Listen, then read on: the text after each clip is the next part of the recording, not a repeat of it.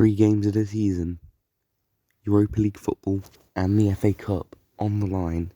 Can we do it? We're playing Maguire at left back, a tired Hermoso, and, to be fair, a random CDM, and a pretty poor Manchester United team in the FA Cup final. It's like they're not taking it seriously, but I know a lot of Man United fans who would die for a trophy right now.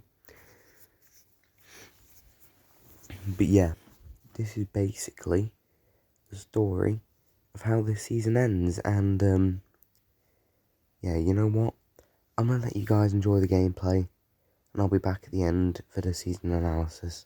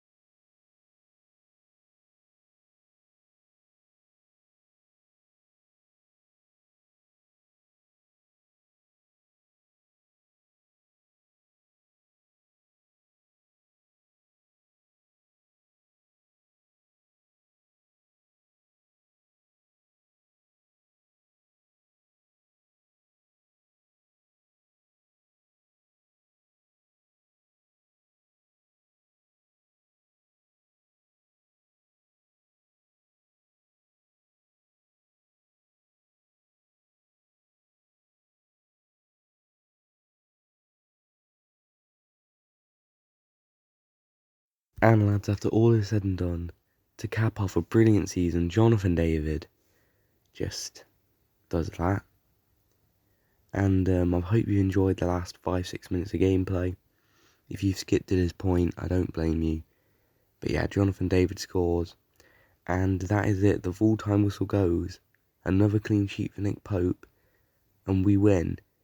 And if you didn't see, at half-time, Arsenal were losing. And with our superior goal difference, that would give us Champions League football. We could be in the Champions League, boys. They got a point. Which means it is 5th place that we have to settle for. But I'm not complaining, considering up until basically February, we were battling for P9 and P8, and I was like, at one point, if I could get P8, P7 at the best, I'd be very happy.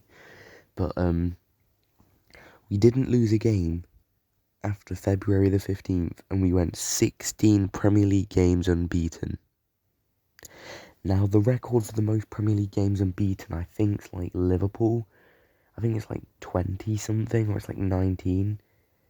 But we have managed to go 16 games unbeaten with Newcastle. With Newcastle on legendary difficulty. No sliders at all. Because I thought I was using sliders for my advantage. I checked today. Nothing. All of them 50. And I was just like, oh my god. So yeah, we end up finishing 5th in the table with a better goal difference than Arsenal, 1 point behind them. Man City win the league from Spurs and Liverpool. We finish ahead of Man United and Chelsea, who get the Conference League. Wolves, who were in the Champions League for like half the season, but then dropped out and had a poor second half, whereas we had a really good second half. We win the FA Cup 4-1 convincingly versus Man United. If you saw that, I could have won by a lot more, but I didn't want to humiliate them and make it look like I wasn't on the actual thing.